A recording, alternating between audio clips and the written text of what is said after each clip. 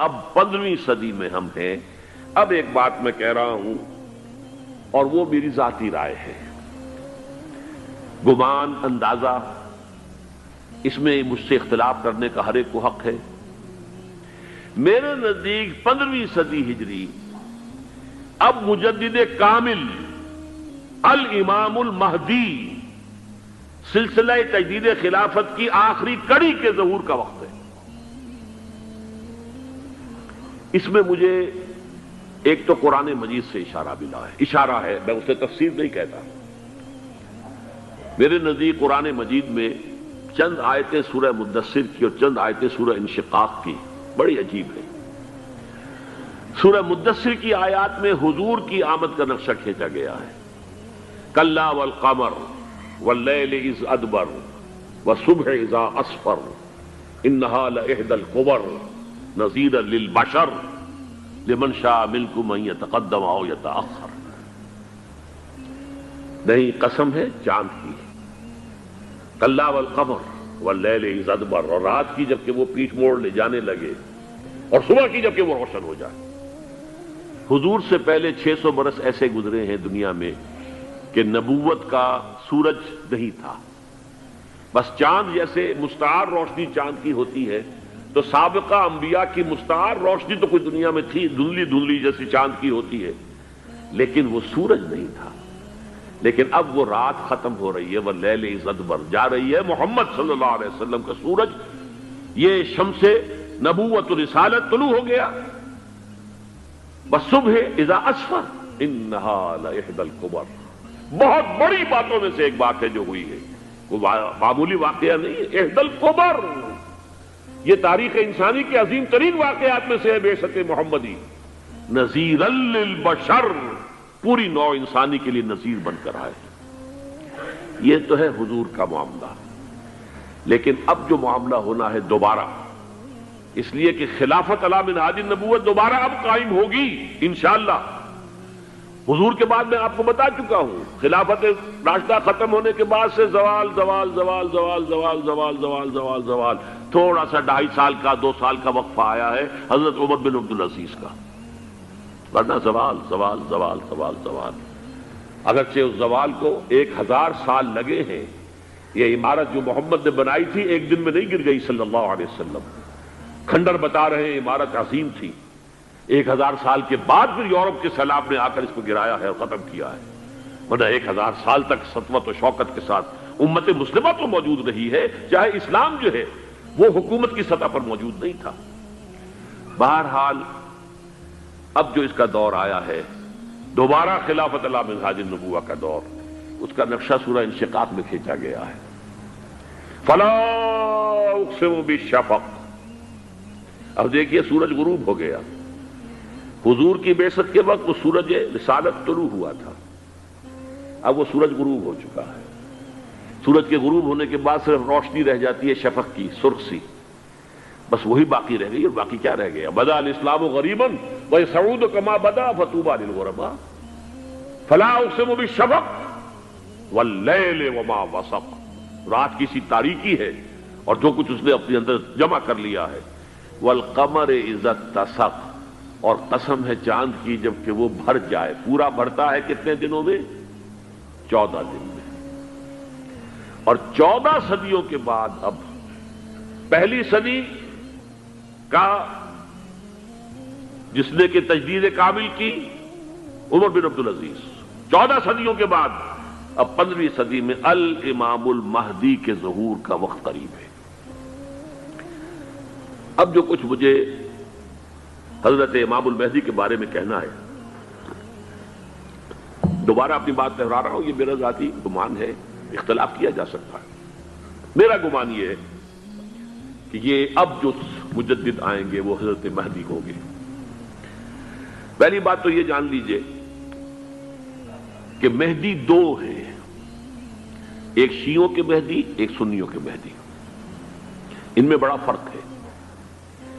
شیعہ حضرات مہدی کو مانتے ہیں، وہ ان کے 12ویں امام ہیں. ان کے عقیدے کے مطابق انہیں پیدا ہونے کے فوراً بعد اس اندیشے سے کہ انہیں قتل کر دیا جائے گا ایک غار میں چھپا دیا گیا تھا. تقریباً 1200 برس سے وہ اس غار کے اندر ہیں، وہ روپوش ہیں، چھپے ہوئے ہیں، اسی لیے انہیں امام غائب کہا جاتا ہے، اور اب ان کا انتظار ہو رہا ہے، اس لیے انہیں امام منتظر بھی کہا جاتا ہے۔ اس لیے شیعوں کے دارالعلوم جو ہوتے ہیں، دارالعلوم المنتظر، وہ اس لیے کہ ان کا انتظار کیا جا رہا ہے۔ تو یہ ہے، اب وہ ان کا خیال ہے کہ آخری دور میں، آخری زمانے میں وہ ظاہر ہو جائیں گے، غار سے نکل آئیں گے۔ دیکھیے، میں اس عقیدے کو اس بنا پر رد نہیں کرتا کہ یہ ناممکن ہے کہ کیسے کوئی شخص جو ہے 1200 برس تک کسی غار کے اندر زندہ رہ سکتا ہے، نہیں، میں سمجھتا ہوں ممکن ہے۔ 300 برس تک اصحاب کہف رہے کہ نہیں رہے؟ سوئے رہے۔ 300 ایئرس ہم مانتے ہیں۔ حضرت عیسیٰ اسی حیات عرضی کے ساتھ 2000 سال سے موجود ہیں آسمان پہ کہ نہیں ہے؟ آپ کو معلوم ہے حضرت عزیر 100 برس تک مرنے کے بعد دوبارہ زندہ کر دیے گئے۔ فَأَمَاتَهُ اللَّهُ مِئَةَ عَامٍ ثُمَّ بَعَثَهُ۔ تو ناممکنات میں سے کوئی سوال پیدا نہیں ہوتا، لیکن یہ کہ آیا کوئی امامت معصومہ کا تصور قرآن اور حدیث سے ہمیں ملتا ہے؟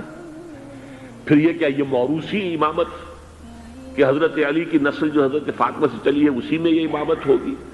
اس کے لیے ہمارے پاس کوئی دلیل نہیں ہے، ہم اس کو تسلیم نہیں کرتے۔ ہم تو سمجھتے ہیں کہ معصومیت ختم ہو گئی محمد الرسول اللہ صلی اللہ علیہ وسلم پر، خاتم المعصومین ہے محمد الرسول اللہ۔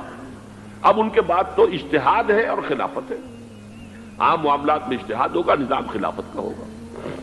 تو ہمارے نزدیک جو میں جس مہدی کا نام لے رہا ہوں وہ مہدی ہے جو ایک مجدد ہوں گے، جیسے کہ مجددین کے نام میں نے آپ کو گنوائے ہیں، مجدد الفسانی ہو، شاہ ولی اللہ ہو، سید احمد بریلوی ہو، شیخ الہند ہو، ایک ہوں گے انسان جو پیدا ہوں گے انسانوں کی طرح، عام طور پر اپنی عمر کو، پختگی کو پہنچیں گے، پھر وہ سامنے آئیں گے منظر پر، پھر وہ کام کریں گے، قیادت کریں گے، عرب میں ان کا ظہور ہوگا۔ دوسری بات یہ نوٹ کر لیجئے حضرت مہدی کے بارے میں، ہمارے ہاں احادیث کے جو مجموعے ہیں ان میں جو ٹاپ کے 2 مجموعے ہیں ان میں کہیں حضرت مہدی کا ذکر نہیں ہے، نہ صحیح بخاری میں نہ صحیح مسلم میں، لیکن ہم اسے نظر انداز نہیں کر سکتے کہ صحائح ستہ کی بقیہ 4 کتابوں کے اندر موجود ہیں، لہذا نظر انداز نہیں کر سکتے، اگنور کرنا ممکن نہیں ہے۔ اب اس میں میں چاہتا ہوں کہ کچھ حدیثیں آپ کو میں سناؤں جن میں حضرت مہدی کا تذکرہ کیا گیا ہے۔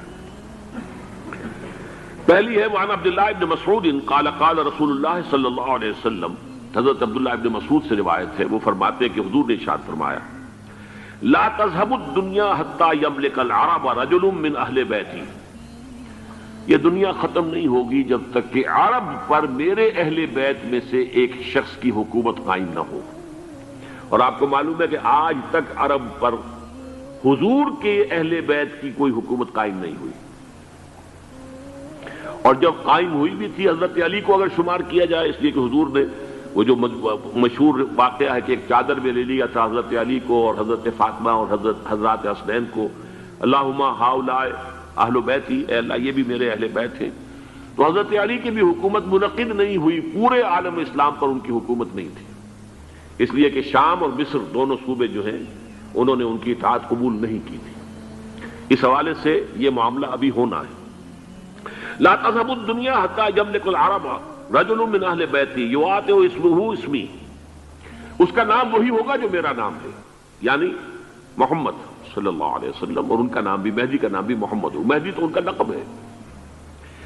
یہ ترمذی میں بھی ہے، ابو داؤد میں بھی ہے، سنن ابی داؤد، جامع ترمذی، بلکہ ابو داؤد میں ایک اور روایت ہے، قال، حضور نے فرمایا لو لم يبقى من الدنيا الا يوم، اگر دنیا کی زندگی میں سے کچھ بھی نہ بچے سوائے ایک دن کے، لطول اللہ تعالی ذلك اليوم، تو اللہ تعالیٰ اس دن کو لمبا کر دے گا، حتی یبعث فیہ رجلا منی، یہاں تک کہ میرے خاندان میں سے ایک شخص کو اٹھائے گا، من اہل بیتی، میرے اہل بیت میں سے، یواطئ اسمہ اسمی و اسم ابی ہے اسم ابی، جس کا نام میرے نام پر ہوگا، جس کے والد کا نام میرے والد کے نام پر ہوگا، محمد ابن عبداللہ ان کا نام ہوگا، اور وہ یملأ الارض قسطا وعدلا کما ملئت ظلما وجورا، وہ سرزمین عرب کو عدل اور انصاف سے اسی طرح بھر دیں گے جیسے کہ وہ ظلم اور زیادتی سے بھر چکی ہوگی۔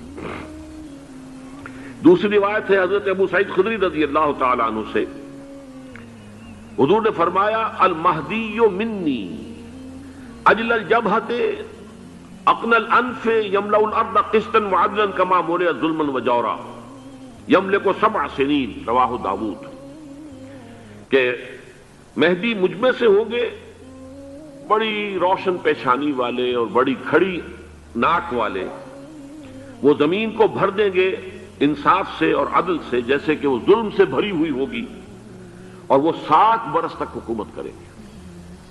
عرب میں خالص خلافت علی منہاج النبوہ کا نظام حضرت مہدی کے ہاتھوں قائم ہوگا اور 7 برس تک قائم رہے گا عرب کے اندر۔ اس کا اگلا مرحلہ میں بعد میں بیان کروں گا۔ تیسری روایت، اور اس کو میں اس لیے خاص طور پر سنا رہا ہوں کہ اس میں وہی الفاظ آئے ہیں جو میں نے ابتدا میں حدیث آپ کو سنائی تھی، اس کے الفاظ ہیں۔ عن ابی سعید قال ذکر رسول اللہ صلی اللہ علیہ وسلم بلاء یصیب هذه الامہ حتی لا یجد الرجل ملجا یلجا الیہ من الظلم۔ حضور نے ذکر فرمایا کہ ایک دور ایسا آئے گا انتہائی ابتلا اور آزمائش اور مصائب کا کہ کسی شخص کو کوئی سر چھپانے کی جگہ نہیں ملے گی اس ظلم سے اپنے آپ کو بچانے کے لیے۔ فَيَبْعَثُ اللَّهُ رَجُلًا مِّنْ عِتْرَتِي وَأَهْلِ بَيْتِي، تو پھر اللہ میرے خاندان میں سے، میرے اہل بیت میں سے اٹھائے گا ایک شخص کو، فَيَمْلَأُ بِهِ الْأَرْضَ قِسْطًا وَعَدْلًا، اور اس کے ذریعے سے اللہ تعالیٰ زمین کو عدل و قسط سے بھر دے گا۔ يَرْضَى عَنْهُ سَاكِنُ السَّمَاءِ، یہ وہی الفاظ آ گئے اب، اس سے پھر راضی ہو جائیں گے آسمانوں میں رہنے والے بھی، وَسَاكِنُ الْأَرْضِ، اور زمین میں رہنے والے بھی۔ لا تدع السماء من قطرها شيئا الا ثبته، آسمان اپنا ایک قطرہ بھی نہیں روکے گا مگر یہ کہ اس کو زمین کے اوپر نثار کر دے گا، بارش کی شکل میں گرا دے گا۔ ولا تدع الارض من نباتها شيئا الا اخرجته، اور زمین اپنی پیداوار میں سے کوئی شے نہیں چھپائے گی، نہیں روکے گی مگر اس کو ظاہر کر دے گی۔ چوتھی حدیث جو ہے وہ حضرت ام سلمہ سے رضی اللہ تعالی عنہ قال سمعت رسول اللہ صلی اللہ علیہ وسلم یقول المہدی من عترتی من اولاد فاطمہ، رواہ ابو داؤد، یہ بھی سنن ابو داؤد کی روایت ہے۔ حضور نے فرمایا مہدی میرے خاندان سے، میرے اہل بیت سے ہوں گے، یعنی اولاد فاطمہ میں سے، اور تفسیر اس کی آتی ہے کہ حضرت حسن کی اولاد میں سے ہوں گے۔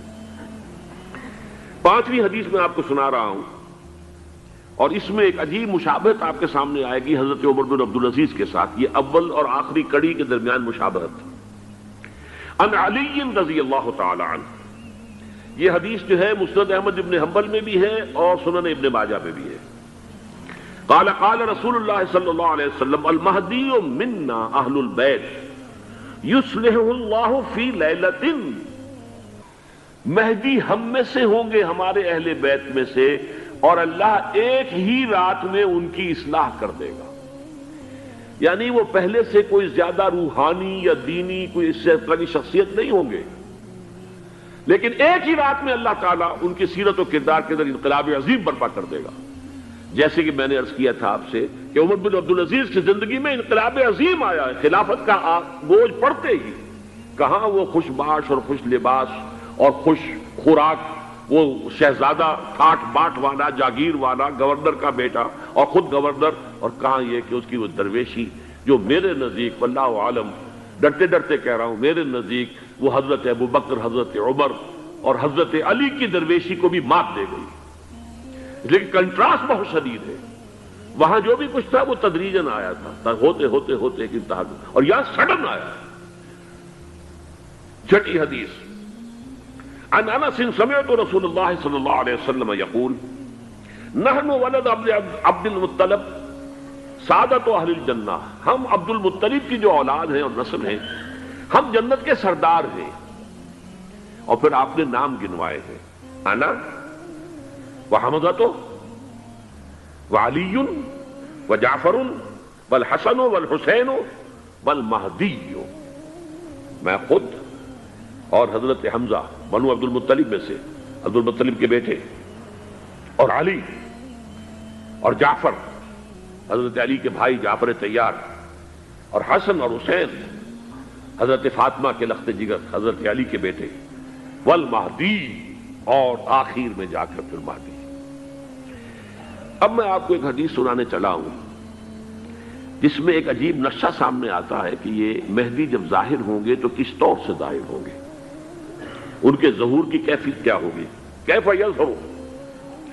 یہ روایت ہے حضرت ام سلمہ سے رضی اللہ تعالی عنہا، حضور کی زوجہ محترمہ ہیں، فرماتی ہیں ام سلمہ عن النبی صلی اللہ علیہ وسلم قال یکون اختلاف عند موت خلیفۃ، موت خلیفۃ، حضور نے فرمایا ایک خلیفہ کی موت پر اختلاف واقع ہو جائے گا، خانہ جنگی ہو جائے گی۔ فَيَخْرُجُ رَجُلٌ مِّنْ أَهْلِ الْمَدِينَةِ حَارِبًا إِلَىٰ مکہ، پھر مدینے کے لوگوں میں سے ایک شخص نکلے گا، بھاگے گا اور جا کر پناہ لے گا اور چھپ جائے گا مکے میں۔ فَيَأْتِيهِ نَاسٌ مِّنْ أَهْلِ مکہ، پھر اس کے پاس آئیں گے اہل مکہ، مکہ کے لوگ، فَيُخْرِجُونَهُ، اور اسے نکالیں گے، جہاں وہ چھپے ہوئے ہوں گے وہاں سے نکالیں گے۔ وَهُوَ كَارِهٌ، اور وہ بالکل اس کو پسند نہیں کر رہے ہوں گے، نہ وہ خواہش مند ہوں گے کہ ان کے وہ ہاتھ پر بیعت کی جائے، نہ وہ یہ چاہیں گے کہ وہ میدان میں آئیں اور ان کو جو ہے اپنا لیڈر مانا جائے۔ وَهُوَ كَارِهٌ فَيُبَايِعُونَهُ بَيْنَ الرُّكْنِ وَالْمَقَامِ، لیکن لوگ جو ہے پھر اصرار کے ساتھ ان کے ہاتھ پر بیعت کریں گے رکن اور مقام کے درمیان۔ رکن وہ کونا ہے خانہ کعبہ کا جس میں حجر اسود لگا ہوا ہے، اور مقام ابراہیم جو ہے، ان دونوں کے مابین جو یہ علاقہ ہے یہاں پر وہ بیعت ہوگی۔ وَيُبْعَثُ إِلَيْهِ بَعْثٌ مِّنَ الشَّامِ، ان کے خلاف ایک لشکر بھیجا جائے گا شام سے۔ نہیں کہا جا سکتا کہ باسی حکومت اس وقت کی جو ہے اس کی طرف سے کوئی مسئلہ اس طرح کا اٹھ کھڑا ہو، اس لیے کہ ابھی تو بہرحال باسی حکومت وہاں ہے۔ فَيُخْسَفُ بِهِمْ بِالْبَيْضَاءِ بَيْنَ مَكَّةَ وَالْمَدِينَةِ، لیکن اللہ تعالیٰ اس لشکر کو مکے اور مدینے کے درمیان وادی بیضاء میں دھسا دے گا، زمین کے اندر پورے کے پورے لشکر کو۔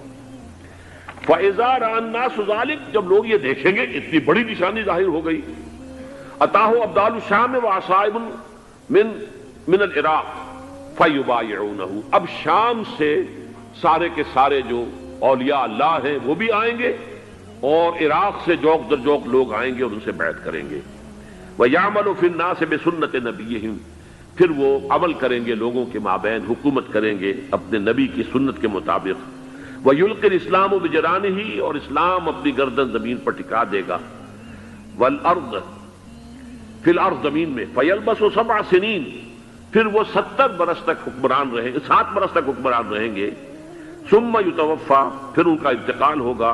ویصلی علیہ المسلمون، اور مسلمان ان پر نماز پڑھیں گے۔ یہ جو میں نے آپ کے سامنے نقشہ کھینچا ہے،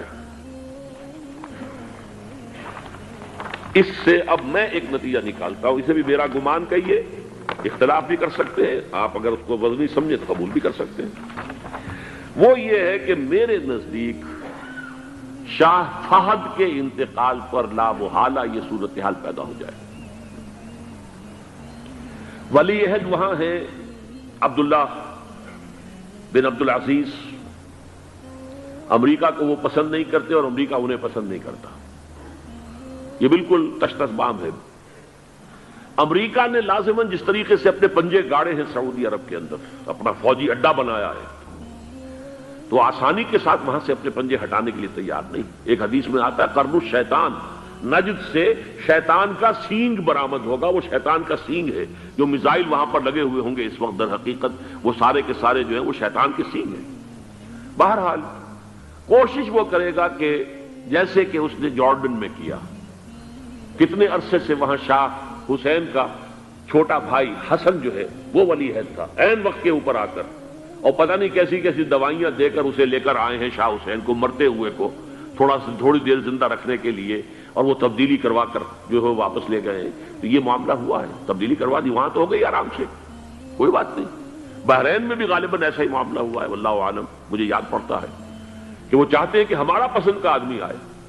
اگر سعودی عرب میں یہ کام کیا گیا تو اس کا لازمی نتیجہ خانہ جنگی ہوگا، اس لیے کہ وہاں کی روایت کی بڑی سخت ہے، بڑی پختہ ہے۔ پھر یہ کہ وہاں جو ہے امیر عبداللہ جو ہے، جو وہاں پر اگرچہ سپہ سالار وہ نہیں ہے، کمانڈر ان چیف وہ نہیں ہے، کمانڈر ان چیف تو کوئی اور ہے، لیکن الحرس الوطنی جو ہے، نیشنل گارڈز، بہت بڑی فورس ہے وہ، اصل بیڈوین فورس جو ہے صحرا کے لوگوں کی عرب فورس، وہ در حقیقت الحرس الوطنی ہے، نیشنل گارڈ ہے، اور اس کا کمانڈر ان چیف یہ ہے امیر عبداللہ. تو لازماً یہ شکل جو ہے پوری ہو کر رہے گی. جیسے ہی یہ معاملہ ہوا شاہ فہد کے انتقال کا تو یہ اختلاف ہوگا، خانہ جنگی ہوگی، پھر کوئی اللہ کا بندہ جو ہوگا. میرے نزدیک، میں آج سے کوئی 6-7 سال پہلے سالانہ اجتماع تھا تنظیم اسلامی کا راولپنڈی میں، میں نے اس وقت وہاں کہا تھا، اس سے ذرا اخبارات میں بھی کچھ وہ کنٹروورسی آئی تھی کہ میرے نزدیک امام مہدی پیدا ہو چکے ہیں، ان کے ظہور کا وقت قریب ہے. اور اس کی تھوڑی سی بات میں مجھے معلوم ہوا کہ جین ڈکسن غالباً نام ہے امریکن اس کا، جس نے یہ پیشن کوئی خبر دی تھی کہ 1962 میں عالم عرب میں ایک بچہ پیدا ہوا ہے کہ جو وہاں کا نقشہ بدل کر رکھ دے گا. یہ جین ڈکسن کی غالباً پیشن گوئی ہے. بہرحال مجھے اس کی پیشن گوئی سے کوئی دلچسپی نہیں ہے. میں تو جو احوال دیکھ رہا ہوں، یعنی اسرائیل کا قائم ہو جانا اور اس کے بعد اب یروشلم کا مسلمانوں کے ہاتھوں سے نکل جانا، اور اب گویا کہ وہ الملحمۃ العظمیٰ جو ہے تلی کھڑی ہے، کسی بھی وقت جو ہے یہ جو ہے وہ لاوا پھٹ سکتا ہے، آتش فشاں پھٹ سکتا ہے. تو یہ تمام حالات ایسے ہیں کہ جن کی وجہ سے میں سمجھتا ہوں کہ ایک تو جو قرآن مجید کے اشارات میں نے آپ کو بتائے، 14 صدیاں 14 دن میں چاند کا پورا ہونا، والقمر اذا اتسق، 14 دن میں 14ویں کا چاند. اسی طرح اب یہ 14 صدیوں کے بعد یہ صدی جو 15ویں صدی ہے، یہ در حقیقت ظہور امام مہدی کی صدی ہے. لیکن یہ کہ امام مہدی کی حکومت قائم کرنے کے لیے کون لوگ آئیں گے؟ عرب جو ہیں وہ اندر سے کھوکھلے ہو چکے ہیں. عیاشی نے، دولت نے، پیسے نے، دولت، پیسہ، عیاشی، اس کی وجہ سے کھوکھلے ہو چکے ہیں. یہاں میں آپ کو 2 حدیثیں سنانا چاہتا ہوں.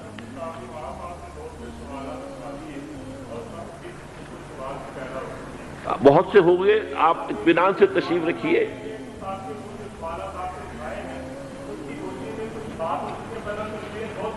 بہت ہوگی، بات ہوگی، آپ اس طرح صبر سے سن لیجئے. میں اب تقریباً اپنی گفتگو کے اختتام تک پہنچ رہا ہوں. سنن ابن ماجہ کی روایت ہے حضرت ابو ہریرہ سے رضی اللہ تعالی عنہ، قال قال رسول اللہ صلی اللہ علیہ وسلم اذا وقعت الملاحم بعث اللہ بعثا من الموالی هم اکرم العرب فرسا واجودہ سلاحا یوید اللہ بہم الدین. رواہ ابن ماجہ عن ابی ہریرہ رضی اللہ تعالی عنہ. جب ملاحم کا دور شروع ہوگا تو اللہ تعالیٰ اٹھائے گا ایک لشکر یا لشکروں پر لشکر موالی میں سے. موالی کون ہے؟ عربوں نے جب فتح کیا تھا اس پورے علاقے کو خلافت راشدہ کے دوران، اور پھر وہ لوگ جو ہے، ایک رائے تو یہ تھی کہ انہیں غلام بنایا جائے سارے آبادیوں کو، لیکن یہ کہ حضرت عمر کا اجتہاد تھا، اس کے مطابق ان کو غلام نہیں بنایا گیا، تو وہ موالی کی حیثیت رکھتے ہیں. عربوں میں دم نہیں ہے، موالی میں سے لشکر اٹھیں گے کہ جو در حقیقت حضرت مہدی کی حکومت کو قائم کریں گے. دوسری حدیث سنیے عن عبداللہ بن الحارث رضی اللہ تعالی عنہ، اور یہ ابن ماجہ کی روایت ہے. قال قال رسول اللہ صلی اللہ علیہ وسلم یخرج ناس من المشرق فیوقعون للمہدی یعنی سلطانی. لشکر نکلیں گے، لوگ آئیں گے مشرق سے، اور وہ حضرت مہدی کی حکومت کو جمائیں گے اور قائم کریں گے. اب ذرا نوٹ کیجئے کہ جزیرہ نماء عرب کے مشرق میں کون سے ملک ہیں؟ 3: ایران، افغانستان، پاکستان. یہ 3 سالڈ مسلم ممالک، مسلم آبادی اکثریت. ویسے تو یہ کہ آگے ہندوستان میں 20 کروڑ مسلمان ہیں، لیکن وہ 20 کروڑ جو ہے وہ تو 80 کروڑ کے اندر تحلیل ہو جاتے ہیں غیر مسلموں میں. لیکن یہاں جو معاملہ ہے یہ خالص اکثریت کے. ان میں سے ایران کا معاملہ جہاں تک ہے، نمبر 1 یہ کہ وہ شیعہ عقائد کے حصار میں بند ہے، اس سے ادھر ادھر ہونا اس کے لیے ممکن نہیں. حدیث میں یہ بھی آتا کہ اصفہان سے 70,000 یہودی دجال کا ساتھ دیں گے.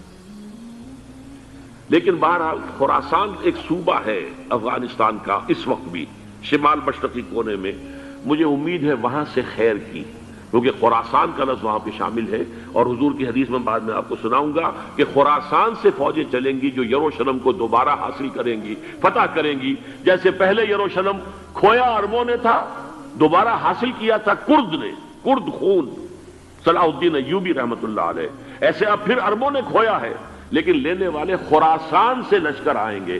یخرج من خراسان رایات سود لا یردها شیء حتی تنصب بإیلیا. خراسان کے علاقے سے کالے علم لے کر لشکر چلیں گے جن کے رخ کو کوئی موڑ نہیں سکے گا جب تک کہ وہ جا کر یروشلم میں نصب نہ ہو جائے. اس کے بعد نام آتا ہے پاکستان کا. یہ ہے میری اور آپ کی داستان، اور یہ ہے سبب جس کی وجہ سے کہ میں آپ سے یہ گفتگو کر رہا ہوں. اصل میں تو کس لیے؟ محض ایک علمی استفادہ، محض اپنی بات آراء کو ظاہر کرنے کا شوق نہیں، بلکہ یہ کہ اپنی ذمہ داری ہم پہچانے کہ ہم کس مقام پر کھڑے ہیں. دیکھیے، اس پاکستان کے بارے میں یا ہندوستان کے بارے میں علامہ اقبال نے کہا تھا اپنے ترانہ ملی میں، میرے عرب کو آئی ٹھنڈی ہوا جہاں سے، میرا وطن وہی ہے، میرا وطن وہی ہے. اور مجھے بتایا گیا کہ سنن ابی داؤد میں یہ روایت موجود ہے کہ حضور نے فرمایا کہ ہندوستان کی طرف سے مجھے ٹھنڈی ہوا آتی، اگرچہ مجھے وہ حدیث ابھی نہیں ملی ہے، لیکن حزب التحریر کا ایک کارڈ مجھے ملا تھا، تو اس میں اس حدیث کا اور اس میں ابو داؤد کا روایت کا حوالہ موجود تھا. لیکن میں جو چیز آپ کو بتا چکا ہوں وہ یہ کہ الف ثانی کا پورا تجدیدی کارنامہ اس ہندوستان کی سرزمین میں ہوا. مجدد الف ثانی شیخ احمد سرندی، شاہ ولی اللہ دہلوی، سید احمد بریلوی، وہ تو ہمارے پاکستان میں آ کر جو ہے ان کا خون جذب ہوا ارض پاکستان میں. پھر شیخ الہند مولانا محمود حسن. تحریک خلافت چلی تو صرف ہندوستان میں چلی اور کہیں نہیں چلی. آزادی کی تحریک چلی پوری دنیا میں، وہ نیشنلزم کی بنیاد پر چلی، ملے نیشنلزم، عرب نیشنلزم، ترک نیشنلزم. ہمارے ہاں چلی تو اسلام کے نام پر پاکستان کا مطلب کیا؟ لا الہ الا اللہ. پھر پاکستان قائم ہوا معجزے کے طور پر، بلکہ نازل ہوا ہے لیلۃ القدر میں. انا انزلناہ فی لیلۃ القدر، جیسے قرآن نازل ہوا لیلۃ القدر میں، یہ پاکستان بھی نازل ہوا لیلۃ القدر میں. اس کا برقرار رہنا ابھی تک معجزہ ہے. ہندو یہ سمجھتا تھا، کانگریس سمجھتی تھی کہ جھٹپٹ ختم ہو جائے گا. پھر یہ کہ اس کا قرارداد مقاصد کا پاس ہو جانا، مزید بھی اور اضافی دفعات دستور میں آ جانا، اب کمرشل انٹرسٹ کو ربا قرار دے کر حرام قرار دینا، یہ سارے لینڈ مارکس ہیں کہ جو اشارہ کر رہے ہیں کسی چیز کی طرف، معاملہ کدھر جا رہا ہے. پھر یہ کہ یہ جو 14ویں صدی کے مجدد تھے شیخ الہند، اس کے بعد سے کچھ ایسی شخصیتیں عظیم پیدا ہوئی ہیں ہند میں جن کو میں سمجھتا ہوں کہ 14ویں صدی کے مجدد اور 15ویں صدی کے مجدد کے درمیان یہ 15ویں صدی کے مجدد کی راہ کو سیدھا کرنے والے، جیسے کہ حضرت یحییٰ نے کہا تھا میں تو آنے والے کا راستہ سیدھا کر رہا ہوں حضرت عیسیٰ کے لیے، ایسے ہی 15ویں صدی کے لیے امام مہدی کے لیے راستہ صاف کرنے والے سب سے پہلے علامہ اقبال، جنہوں نے اسلام کا تصور دین کی حیثیت سے دوبارہ زندہ کیا ہے، ورنہ اسلام ایک مذہب کی شکل اختیار کر چکا تھا. پھر مولانا مودودی، مولانا ابوالکلام آزاد حکومت الہیہ کے نعرے کے ساتھ میدان میں آئے. یہ اقبال نے جو تصور پیش کیا تھا اس پر عملی جد و جہد کے لیے حزب اللہ قائم ہوئی. نوٹ کر لیجئے 11 برس کا فرق ہے عمر کا علامہ اقبال کے اور ابوالکلام کے. اور 1913 میں جب حزب اللہ قائم کی ہے اس وقت علامہ اقبال کی ملی شاعری اپنے عروج کو پہنچ چکی تھی. پھر یہ کہ علامہ اقبال کے بعد تعبیل جو ہے اس کام کی وہ ابوالکلام نے کی، لیکن روایتی علماء کی شدید مخالفت کی وجہ سے وہ بددل ہو کر چھوڑ گئے، کانگریس میں شامل ہو گئے، بساط جو ہے حزب اللہ کی انہوں نے لپیٹ دی. پھر مولانا مودودی آئے، انہوں نے وہ ڈور جو ہے اس کا سرا تھاما، جماعت اسلامی قائم کی حکومت الہیہ ہی کے قیام کے لیے. اگرچہ میرے نزدیک یہ کہ وہ انتخابی اور ایک قومی سیاست کی ایک جماعت بن کر پاکستان میں جو ہے دلدل میں پھنس گئی ہے، اب ہم اس کی کوشش کر رہے ہیں تنظیم اسلامی اور یہ تحریک خلافت جس کے تحت یہ جلسہ ہو رہا ہے. یہ ساری چیزیں وہ ہیں کہ آپ کو سوائے پاکستان کے اور کہیں نہیں ملیں گی پوری دنیا میں. معلوم ہوتا ہے کہ پاکستان کو بہت بڑا رول پلے کرنا ہے اس میں، اور اس کے ساتھ اب جمع کر لیجئے افغانستان کی عمارت افغانستان، اسلامی عمارت افغانستان قائم ہو چکی ہے. یہ پچھلے 20 سالوں میں جو کچھ وہاں ہوتا رہا ہے اس سے پہلے تصور نہیں ہو سکتا تھا.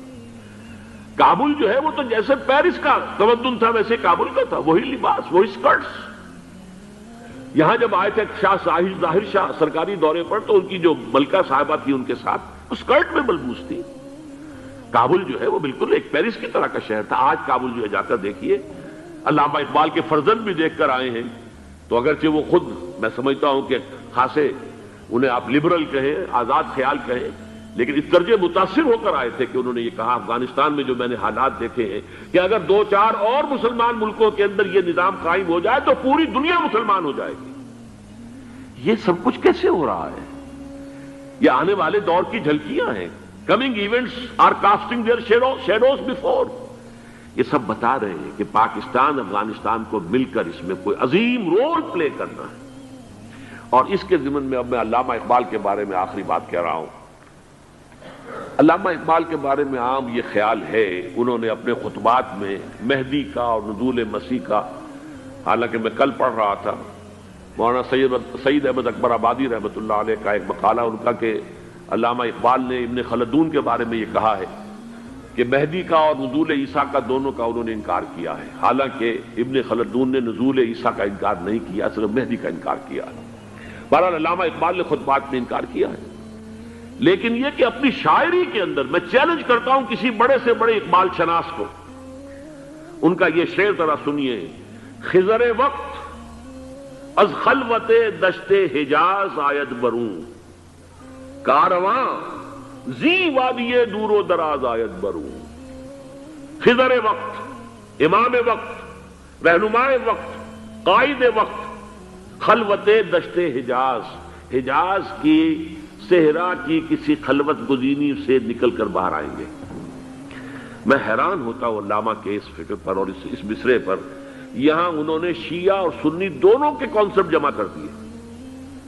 شیعہ کا کانسیپٹ یہ چھپے ہوئے کسی غار میں وہاں سے برآمد ہوں گے، اور ہمارا کانسیپٹ میں ام سلمہ رضی اللہ تعالیٰ عنہ کی حدیث سنا چکا، چھپے ہوئے ہوں گے وہ وہاں پر، مدینے سے نکل کر آ کر مکے میں چھپ جائیں گے۔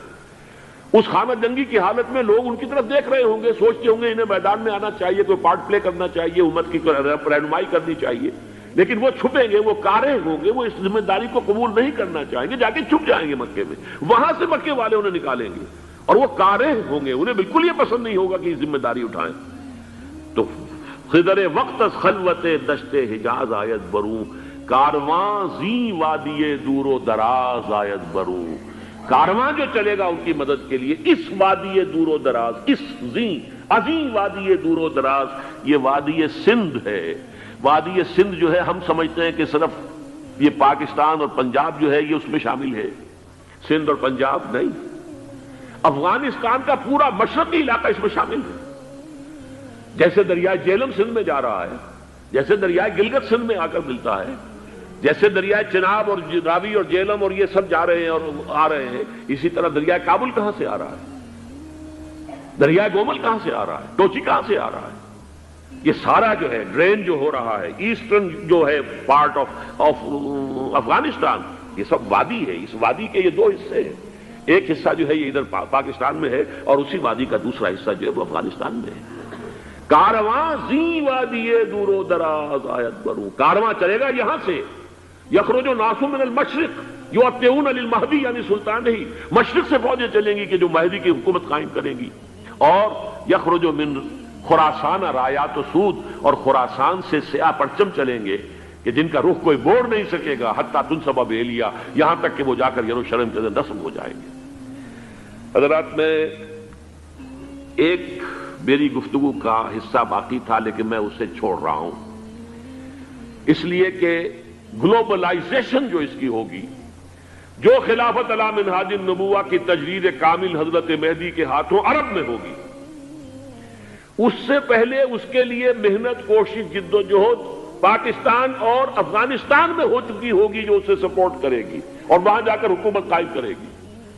اس کے بعد گلوبلائزیشن کا جو مرحلہ اس کا ہے وہ حضرت مہدی کے ہاتھوں نہیں ہے، وہ حضرت عیسیٰ ابن مریم ان کے نزول کے بعد ہے، جن کے نزول کے بعد دجال کا خاتمہ ہوگا اور یہودیوں کا استحصال ہوگا، مسلمانوں پر بھی بڑی تکالیف عربوں پر آئیں گی، شدائد آئیں گے، لیکن یہ وہ میں حصہ جو اپنی گفتگو کا آج چھوڑ رہا ہوں اس لیے کہ میں دیکھ رہا ہوں کہ بعض حضرات کا صبر کا پیمانہ اب لبریز ہو رہا ہے، تو میں اس حصے کو پھر ملتوی رکھتا ہوں کسی دوسری محفل اور کسی دوسری مجلس اور نشست پر۔